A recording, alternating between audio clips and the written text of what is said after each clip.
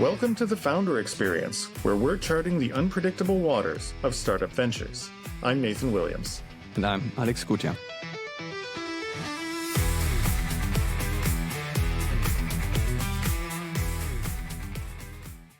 Back in 2024, over a period of about 10 weeks, I tried cold emails to acquire new clients.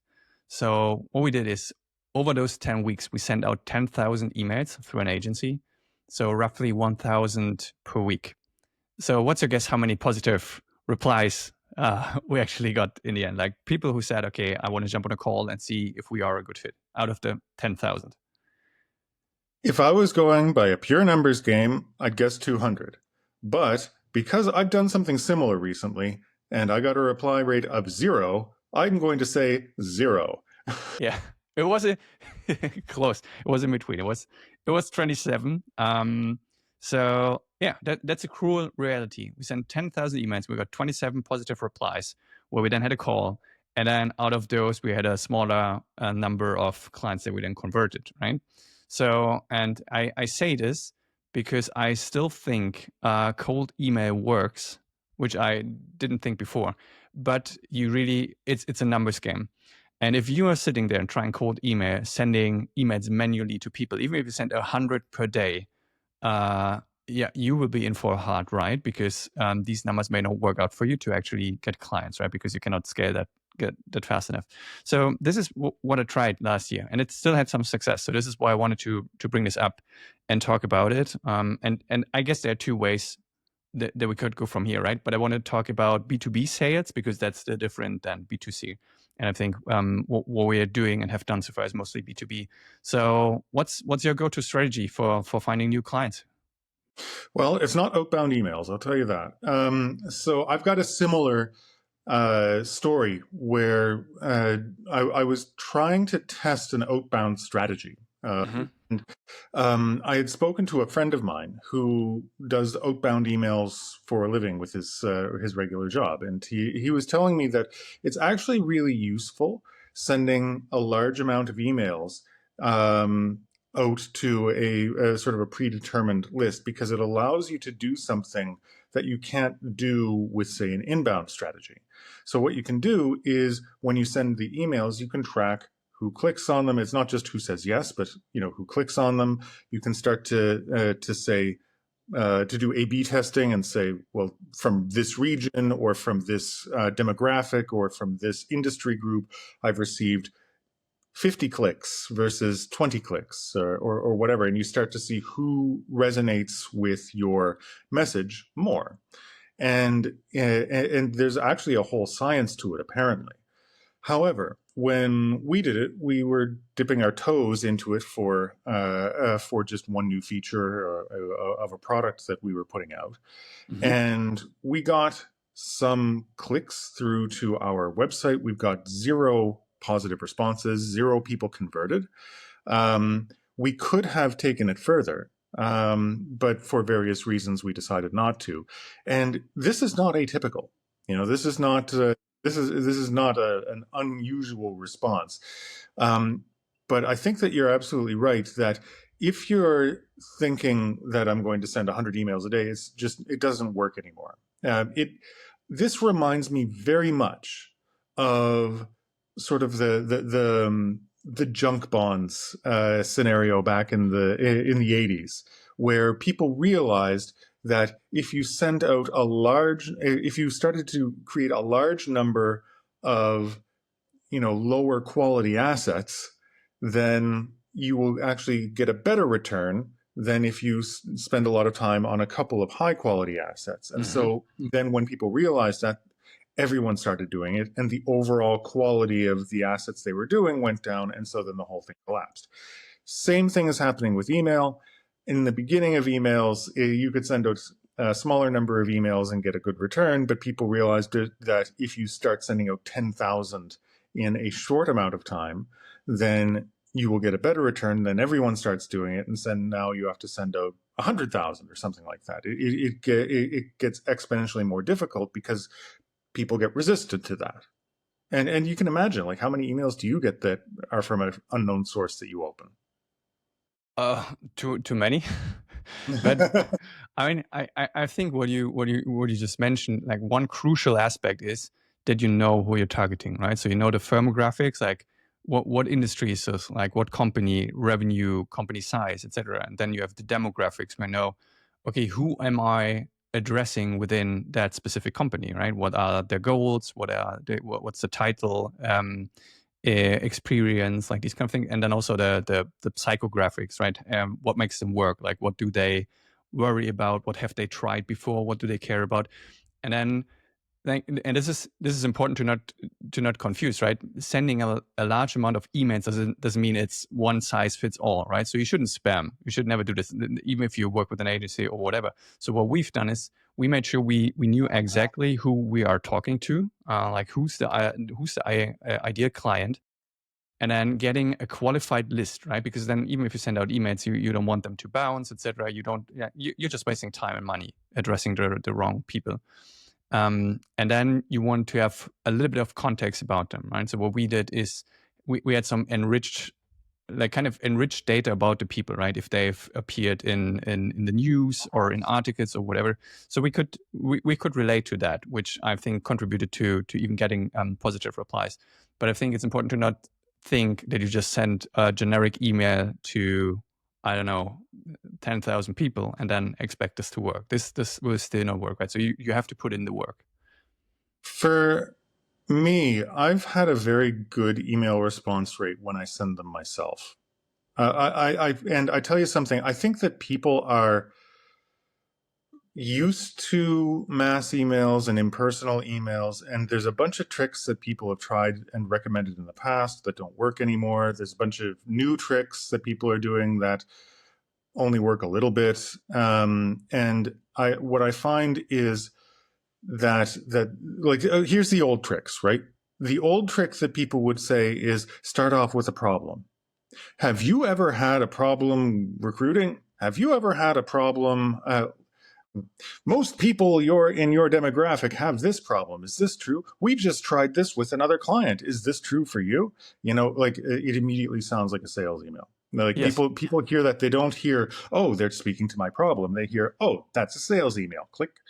And what I find what people are doing now that works a little better is trying to lead personally. Hey, Nathan, I just, like they'll find my first name. Hey, Nathan, I just did this study. Hey, Nathan, I just sent this to one of your competitors. What do you think? Or, hey, Nathan, I just made this video for you. What do you, and it's mass produced video.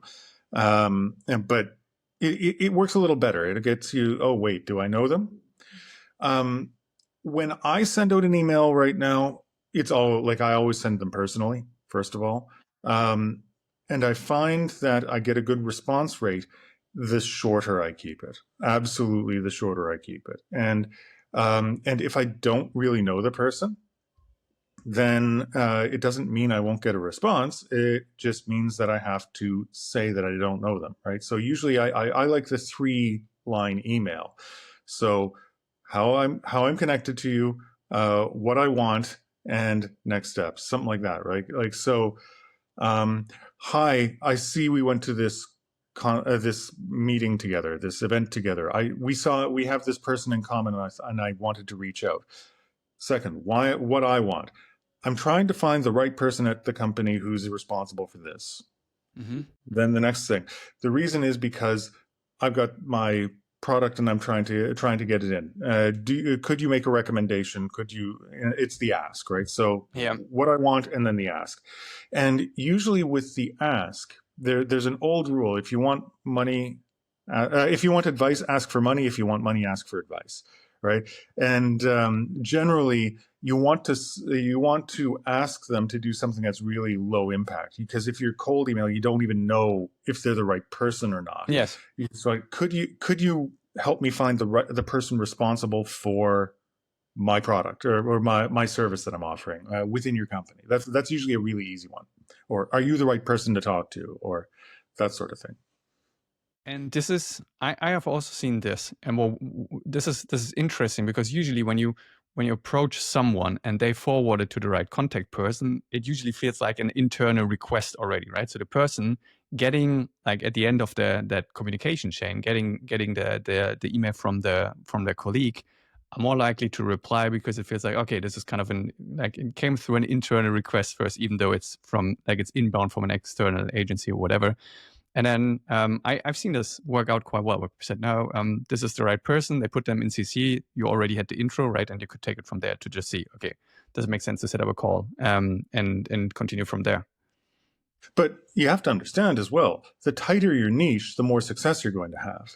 If like I'm not calling with with recruitment services, there are 1,000 other recruitment services, and they all are more or less the same, but they'll all claim to be different. And it's very difficult to distinguish that. And nobody is going to forward on a request from a recruitment service. It's just going to pass it over. Unless you happen to catch them at just the right time for whatever reason.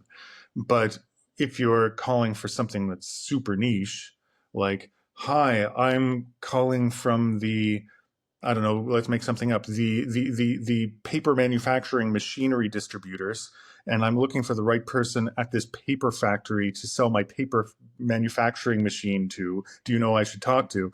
That's going to be much more likely to be forwarded on because there's not 50 different paper manufacturing machine distributors. There's going to be like two. So, so that makes a difference. That's true. Is that then? Do you like to what extent do you use email then for outreach and what's the degree of other measures? I'm asking because I feel like a lot of or most of the projects that we've seen came through word of mouth or recommendations. I still think this is the best source, but it's the hardest to control, if you will. So what does it look like for you there?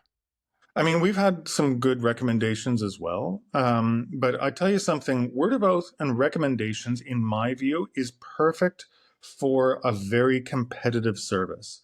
So if you're selling an agency service, if you're selling a marketing service, if you're selling SEO service, something where there's 1,000 other companies in the same city that are competing for the same customers, everyone is going to have trouble distinguishing one from the other.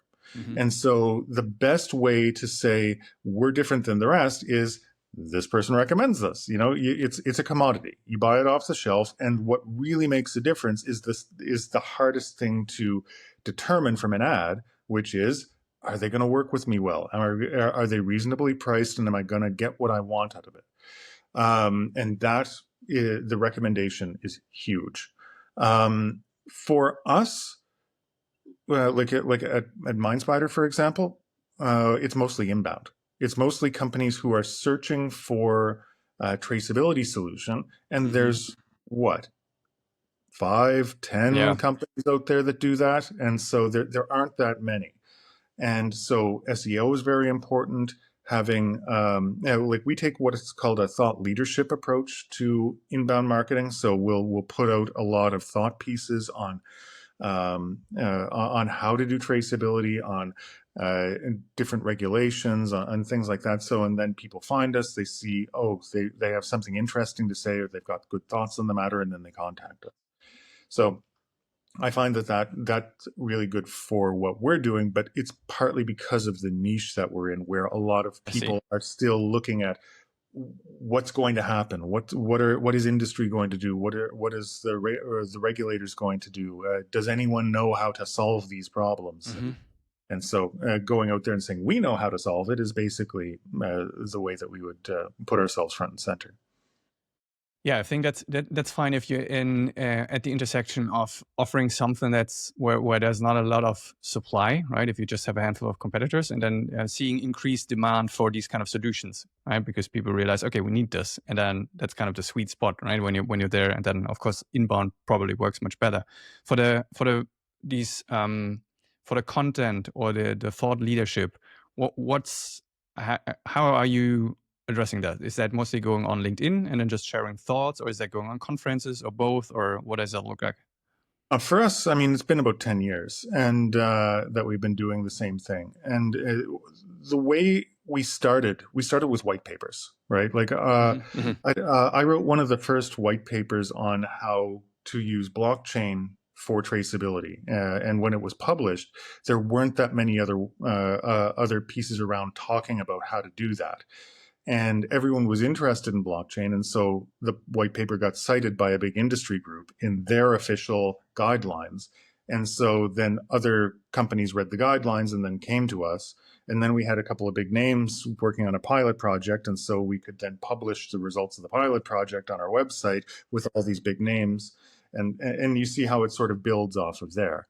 Then, and one thing I find that's actually really fairly easy to do right now is to compile information. There's no shortage of actual information out there on the internet, but it's never been easier to get all of this information and summarize it, right?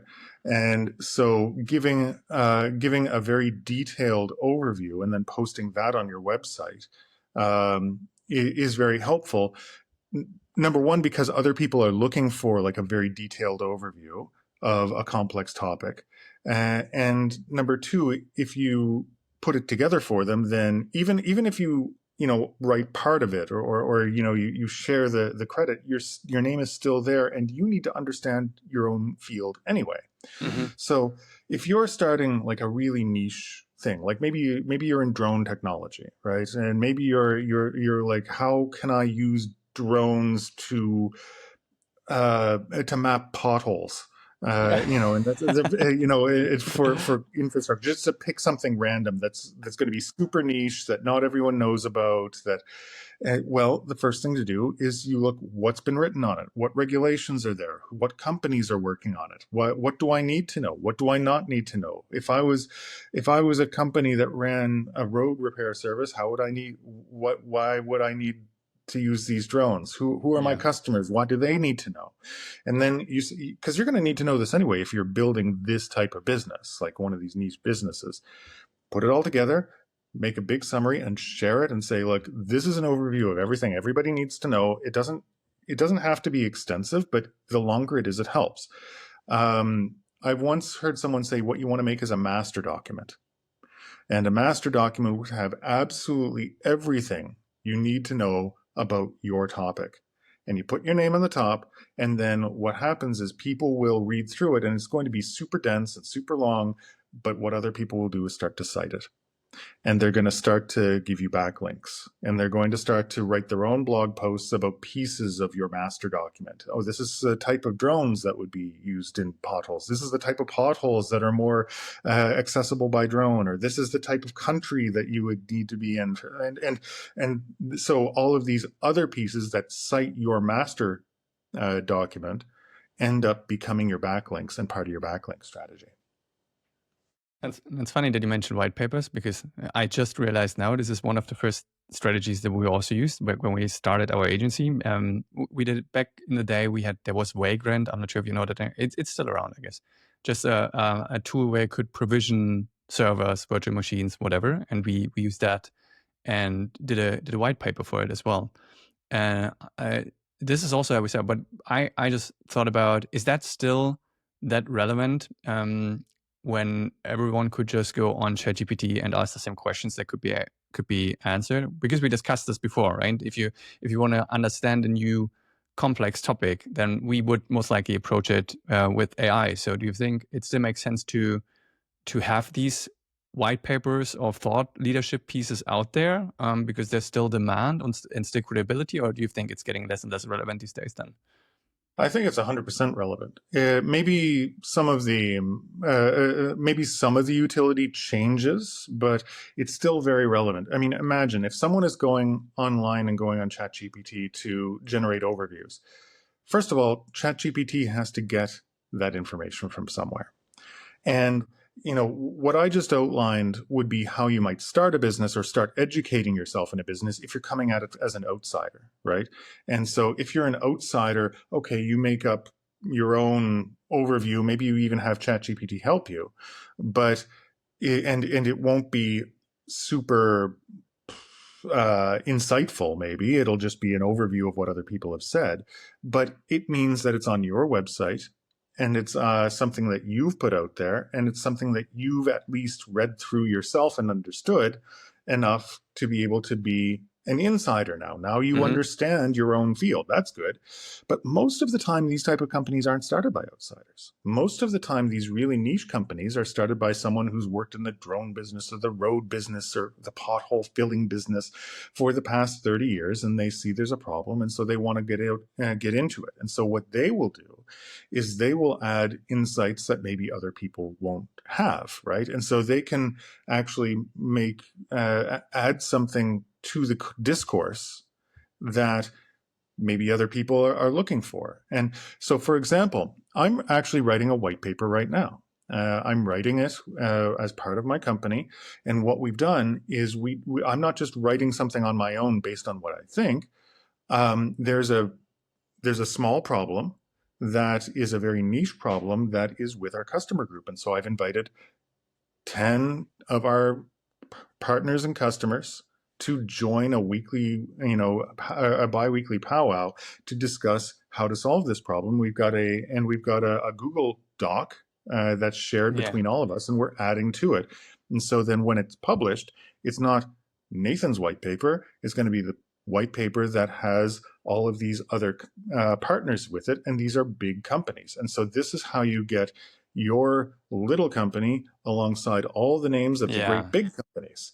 And so then if someone's looking like what papers are out there, they might see giant company with household brand name that I know well alongside you. And so that's actually really good, but this is not a quick strategy. This is not like an ad, this is a very long-term trust building exercise. Yeah, but I think this is still the best the best way, because we had this in another episode, right? That people usually look for the quick fix, the tweet, just give me the gist of like what's the thing that I can do, the shortcut. And this is not how it works, right? Even what I said with the cold email, you have to put in the work. It's not like, if that would work, everyone would do it, and then people would just not react to it anymore. So, but I find that super interesting, the concept of having kind of a work group or working group where you just discuss something and then you document the outcome and then share it. That's something that I never thought about. This very good. One of the things that I remember someone telling me a long time ago is that it's a lot easier to monetize an audience than it is to find an audience for your monetization, right? Like, or a better, they put it that way because it sounded sort of parallelism, but another way to put that is it's a lot easier to get people who are already listening to you to buy your thing than it is to start with a great product and then try and find people to buy it. And so this is always the challenge. How do you get an audience? And if you have one, how do you keep them? And this is what a founder needs to do. They need to find a way of gathering and keeping that audience. And then because you don't sell to strangers, you sell to the people that you listen to you, that have the same problems that you want to address, that are listening to you and that believe what you believe. And so one way of getting that audience is by being the person people listen to for that subject, the subjects that you're dealing with. And that also establishes trust, right? And I think the higher priced or more valuable your service is, the more important is the trust component, right? And this is something that you cannot speed up. Yeah, like you have to just show up, speak with them, involve them, and then build trust over time. And then, as I said, no one's buying from strangers, right? So you have to be there and nurture the relationship before you get to the position where you could sell potentially.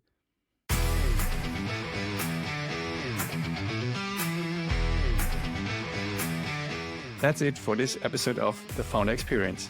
If you enjoyed it, do us a favor, hit subscribe wherever you are listening, whether that's Spotify, YouTube, or your favorite podcast app. If you've got a second, leave a rating or a review. It really helps. And you can find more episodes and behind-the-scenes stuff on our website, founderexperience.fm. And if you've got feedback or business ideas that you want us to talk about, shoot us a message at hello@founderexperience.fm. We'd love to hear from you. Thanks for hanging out. We'll catch you next time.